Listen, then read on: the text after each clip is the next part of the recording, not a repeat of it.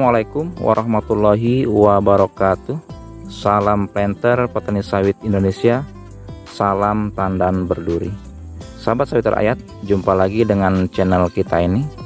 Dan semoga sahabat-sahabatku dalam keadaan sehat. Dan bagi sahabat yang sudah berkebun, semoga hasilnya selalu berlimpah. Dan bagi sahabat-sahabat yang baru menemukan channel kita ini, jangan lupa untuk subscribe-nya agar selalu bisa mengikuti perkembangan dari info-info dari saya selanjutnya.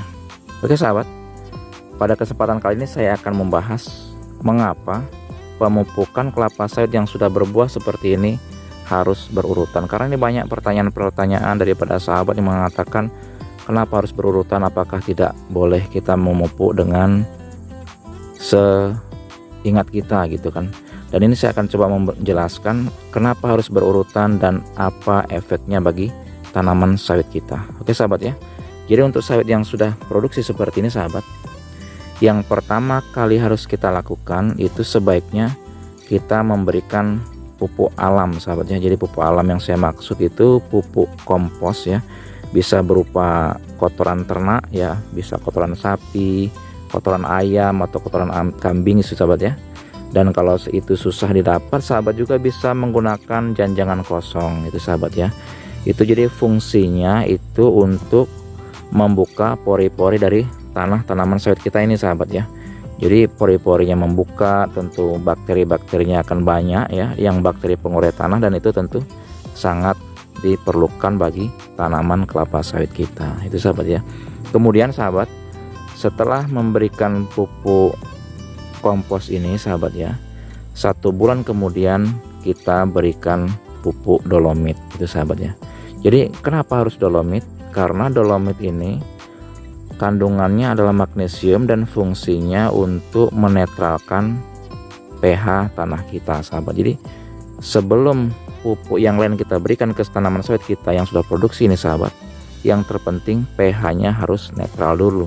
Kenapa harus netral? Agar serapannya tentu bisa maksimal itu ya sahabat. Itu urutan yang kedua. Kemudian sahabat, urutan yang ketiga, kita harus memberikan dulu pupuk rock fosfat sahabat. Rock fosfat, kalau sahabat tidak dapat menemukan rock fosfat, mungkin bisa menggunakan TSP atau SP36. Kenapa saya menyarankan rock fosfat? Karena ini pupuk ini masih lumayan terjangkau harganya itu sahabat ya.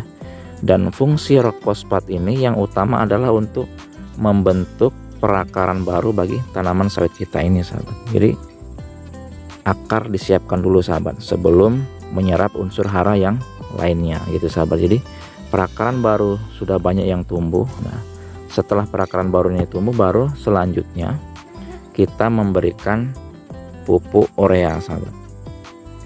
Jadi sahabat sekalian, urea itu adalah urutan yang keempat gitu sahabat. Jadi fungsi utama dari urea yang kandungan nitrogen ini sahabat itu adalah fungsi utamanya untuk pembentukan jaringan daun ya sahabat ya. Jadi daunnya hijau, dan ketika daun hijau juga efek jangka panjang nanti pelepah-pelepah ini akan lunak sahabat, itu kalau banyak mengandung urea.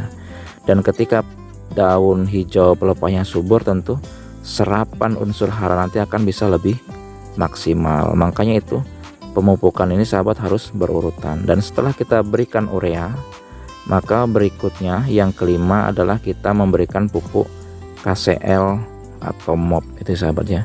Dan fungsi daripada MOP ini, kandungan kalium ini adalah untuk memperbesar juga memperbagus buah tanaman sawit kita ini sahabat.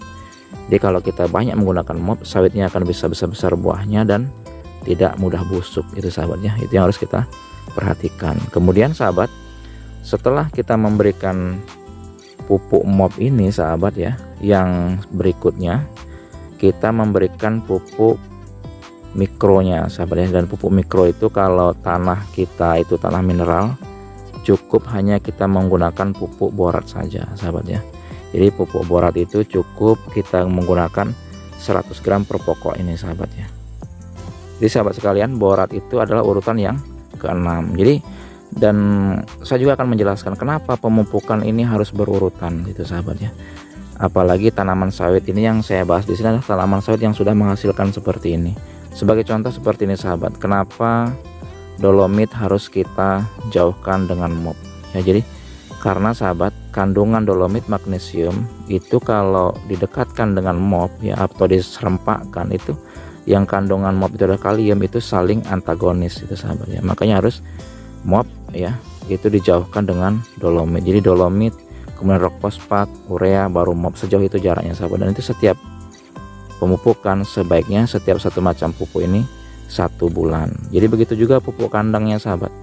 Pupuk kandang dengan dolomit itu minimal 1 bulan, karena di dalam pupuk kandang itu sahabat itu juga ada unsur nitrogennya, dan nitrogen ini kalau kita campur dengan magnesium itu juga nanti banyak kandungan nitrogen ini yang menguap sahabat menjadi amonia. Makanya pemupukan ini penting kita untuk berurutan sahabat, agar bisa terserap dengan maksimal itu sahabat ya. Mudah-mudahan video singkat ini bermanfaat. Assalamualaikum warahmatullahi wabarakatuh.